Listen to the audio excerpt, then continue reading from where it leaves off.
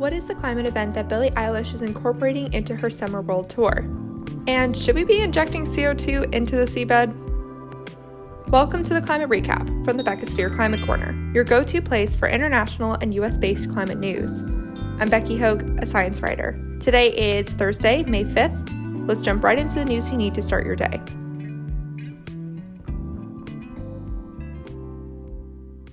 Let's start with some US drought-related news. Utah last week declared a state of emergency as drought there worsens. The state has been in a drought 8 out of the last 10 years. Meanwhile, Las Vegas, Nevada is acting on a law it passed last year which outlawed lawns along streets and at housing developments and commercial sites. The bipartisan bill argued that lawns use unnecessary water in drought-stricken areas and instead encourage landscapers to use more desert-friendly plants. Making the switch can reduce water usage on site by up to 70%. All grass must be removed from those areas by 2027. Customers get a rebate of $3 per square foot, but many say that doesn't make up for the cost of replacing the grass with different plants, which can accumulate to about $9 per square foot. Maybe the water bill will make up for it? Now on to a climate study. A new report published in the Proceedings of the National Academy of Sciences found that a patch of coral off the coast of Hawaii survived the 2015 heat wave better than most parts. The researchers are trying to unlock the reasons this patch was more resilient. Coral reefs are extremely important ecosystems for maintaining ocean biodiversity, which impacts humans through fishing and tourism, among other activities. Reefs also provide coastlines shelter from storms. Coral populations are heavily at risk of going extinct from climate change as they are sensitive to warming waters. The study finds this area of coral likely did better because it was near less pollution and runoff than most other parts around Hawaii are. This is another good example of how chemicals and climate change compound on each other. Let's look at some climate victories now, starting with a star-studded headline. Billie Eilish announced she and her brother Phineas will host a 6-day climate takeover of London's O2 Arena during her Happier Than Ever world tour this summer. The event, called Overheated Live, will take place in June and provide a space for climate activists, musicians, and designers to discuss the climate crisis and reveal the work they're doing to make a difference. Topics of discussion are set to include greening spaces in the music industry, the benefits of a plant-based diet, and sustainable fashion. A short documentary will be made of the event. Over in the US, the Environmental Protection Agency announced $40 million over the next 5 years to help restore the Chesapeake Bay. This money comes from Biden's infrastructure bill. It will be allocated to ready-to-go projects, mostly involving farm-based actions to improve local rivers and streams. Improving local conservation will make the area more resilient to climate change. Speaking of building resilience, a new paper published by the National Oceanic and Atmospheric Administration's researchers found that beavers might have an important role to play in building climate resilience in Northwest waterways. By beavers forming dams that slow down the water, pollutants in the water have a chance to settle instead of moving further downstream, improving drinking water quality. They also re-engineer local ecosystems to allow for more plants to grow, which increases the area's carbon-sucking ability. Most places in the Northwest still classify beavers as pests, so this will hopefully make people reconsider the importance of this creature's role in the ecosystem. This next one is a climate-neutral headline because I'm skeptical of carbon credit schemes, just straight up. Soon, the Bahamas will offer blue carbon credits to companies to offset emissions, money of which they will use for climate resiliency projects. Coastal ecosystems like mangrove forests and seagrass meadows store 3 to 5 times more carbon than tropical forests by taking up the carbon and storing it down below. The Bahamas are home to 1,600 square miles of these ecosystems. Last year, a team of researchers found that these marine habitats already store about the same amount of emissions as the world's fossil fuels burned in 2021. The Bahamian government says that means they have about $300 million worth of blue carbon credits. The concern with carbon credits in general is it gives companies an out from decarbonizing their operations by basically paying their artificial emissions count away.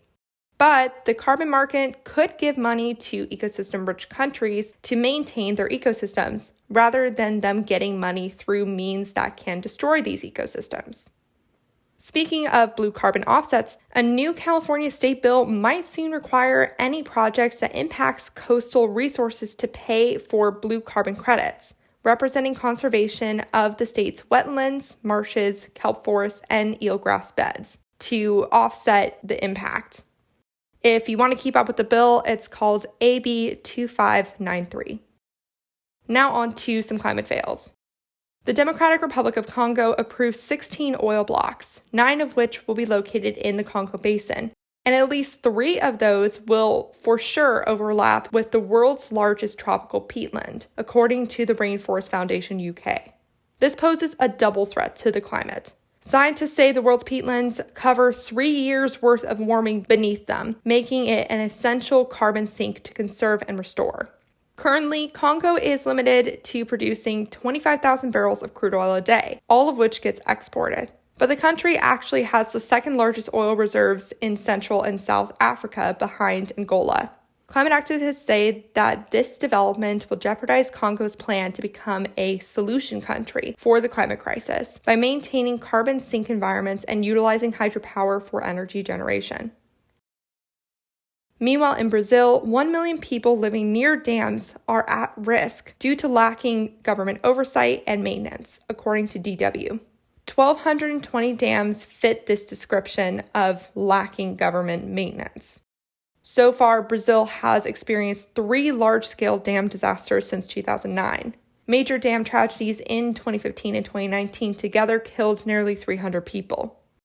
Most of these dams are for water storage or irrigation, but some are for waste storage, which poses an extra threat.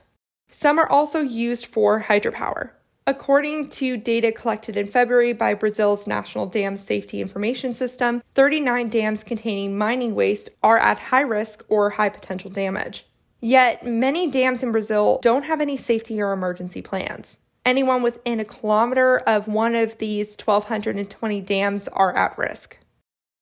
Over in the US, Chevron recently joined a growing list of fossil fuel companies investing in offshore carbon storage projects. This is when CO2 is injected under the seabed to stay out of the atmosphere. The company plans to join oil and gas producer Talos Energy and carbon capture and storage developer CarbonVert on their existing venture of storing carbon in the Gulf of Mexico near Texas in a project called Bayou Bend CCS. This will be the first offshore lease in the U.S. dedicated to carbon sequestration. Equinor, Shell, and Total Energies partnered a little while ago on a project in the North Sea, which is expected to be up and running by 2024. Another project is being considered off the coast of Australia by Japan's Tokyo Gas Co. and Kyushu Electric Power Co. and Australia's Transporters Energy Pty. Many environmentalists worry that this method of CO2 disposal is just a way for fossil fuel companies to continue business as usual while hurting a new ecosystem that we don't even know that much about. The CO2 could leak out of injection sites, and when CO2 interacts with the ocean, it makes it more acidic, harming the ability for organisms to form shells, among other things. A 2018 Intergovernmental Panel on Climate Change report found that organisms in the immediate vicinity of injection sites will likely die, and even a small amount of projects can alter the ocean's chemistry. Okay, let's end on a cool clean energy innovation. In a small Shropshire town in the UK, 118 vertical wind turbines will be installed on streetlights to generate electricity off the wind generated by vehicles rushing by. The technology was invented by the UK company Alpha 311.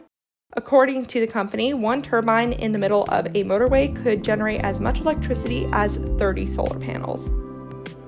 And that was your climate news for Thursday, May 5th. If you like the work I do, please follow this podcast, give it a 5-star rating, leave a review, and consider checking out the Beckisphere Climate Corner YouTube channel. Remember to talk about the climate crisis every single day and to support your local news organizations. Bye for now.